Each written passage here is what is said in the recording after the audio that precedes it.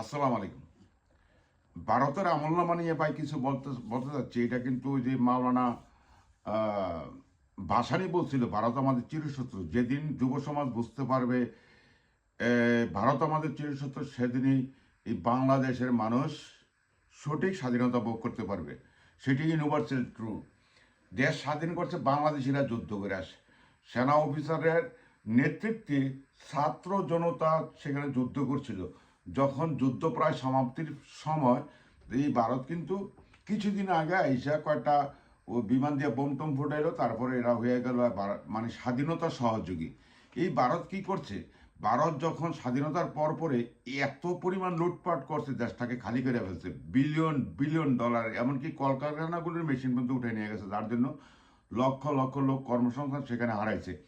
Number two, এই ভারত, এই শেখ মুজিব আবার হয়ে গেল ভারতের সেবাদাস। এই শেখ মুজিব দিয়ে আবার এই ভারতের, তারপরে তারা প্রথম মেশিনারি কলকারখানা লুটপাট করে, তারপর শুরু করে লুটপাট খাদ্য।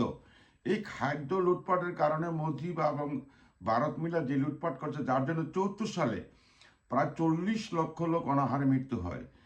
এই শেখ মুজিবের দিয়া বাংলাদেশে এই যে রক্ষী বাহিনী আছে, রক্ষী বাহিনীর মধ্যে 90,000 নিরপরাধ বিহারীদেরকে হত্যা করা হয়।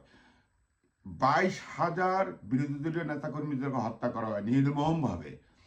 তারপরে এই ভারত কি করলো? জিয়াকে হত্যা করে। এই ভারত কি করলো? একাকারের সরকার আনে।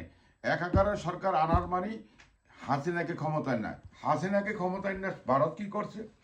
বাংলাদেশে একটা লুটপাটের রাজত্ব কায়েম করছে। বাংলাদেশে গণহত্যার শিকার হয়েছে মানুষ।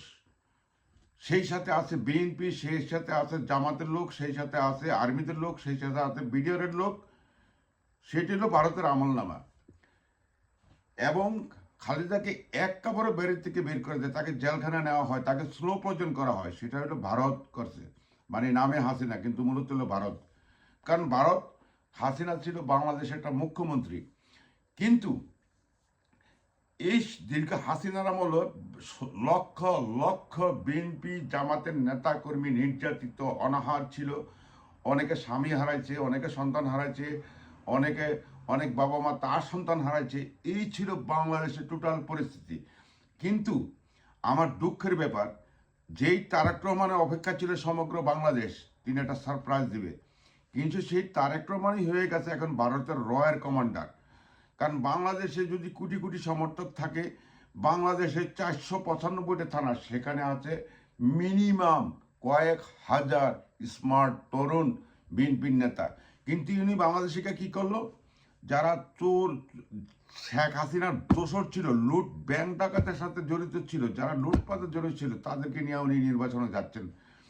মানে সেখানে আসলো কতজন? 56, তাদের 26 লক্ষ টাকার ইনকলাবি শুধু বিএনপি নেতাদের। 26,000 কোটি টাকার ইনকলাবি শুধু বিএনপি নেতাদের। এই হলো তারেক রহমানের আমলনামা। হিন্দুস্তানের আমলনামা আমরা বলা শেষ হবে।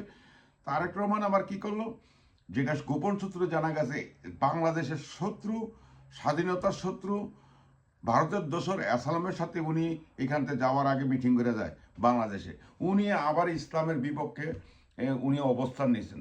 তো তারেক রহমানের, ঠিক আছে, আমরা ছাত্র জনতা, আমরা নিরীহ মানুষ, আমরা মরে গেছি, আঙ্গ বিচার না হইলে চলবে, কারণ এই দেশই আমরা হত্যার শিকার। কিন্তু উনি তার বাপ শহীদ প্রেসিডেন্ট জিয়ার খালেদার সম্মানের দিকে তাকাইছে। তারেক রহমান, আমার মনে হয় তার কোনো ব্যক্তিত্ব নাই, তার কোনো সম্মান নাই, তার কোনো লজ্জা নাই। সে শুধু অর্থের কাঙ্গাল, টাকার কাঙ্গাল। এটি তার জীবনের পরাজয়, এবং তারা পরাজয় হবে। এবং শেখ হাসিনা তো তার গোষ্ঠী শুদ্ধ ভারতে পালাইছে। আমার মনে হয় তারেক রহমান ওই দিল্লিও নয়, পিন্ডিও নয়, অতি সত্বর উনি আবার তার আগের জায়গায় লন্ডনে ফিরে আসতে হবে। কারণ ওনার কাছে ইনসাফ বলতে কোনো শব্দ নাই। তো উনি হয়ে গেছে এখন বাংলাদেশের কোনো দলের রাজনীতিবিদ চেয়ারম্যান নেই, উনি হয়েছে গুন্ডা, সন্ত্রাস, চাঁদাবাজ, ব্যাংক ডাকাইতের গডফাদার। সেটা ইউনিভার্সাল ট্রু। তারেক রহমান দিয়ে বাংলাদেশের কোনো কিছু আশা করা যায় না। উনি ইনসাফের পক্ষে নাই। উনি বাবা মার রক্তের প্রতি সম্মান দেখাতে পারে না। উনি হয়ে গেছে ওই যে রাস্তার কুকুর, যেমন রাস্তাতে লোকালয়ে যেমন সহবাস করতে পারে, তারেক রহমানের এই অবস্থা। 21 কোটি মানুষকে ধোকা দেওয়া সম্ভব না। আপনি যে রাজনীতি করেন, উনি টিস্যু পেপার তার চোখ মোছেন, উনি উপস্থাপন করেন বিগত 16 বছরের, কিন্তু ওনার মুখে কখনই আসে নাই স্বৈরাচার, ওনার মুখে তা কখনই আসে নাই ফেসিবাদ খুনি আছে না। উনি কখনই স্বীকার করে নাই যত মজলিসে গেছে যে আমি ক্ষমতায় গেলে দেশের বিচার করব। তাতে বোঝা যায় উনি হলো ভারতের কমান্ডার, যেহেতু তার দলই সব হলো ভারতের চিটার বাটপার দালাল ব্যাংক ডাকাত। তো সুতরাং উনি এই তারেক রহমান দেশের শত্রু, জনগণের শত্রু, স্বাধীনতার শত্রু এবং ভারতের কুখ্যাত দালাল। বাংলাদেশ জিন্দাবাদ, ইনকলাব জিন্দাবাদ।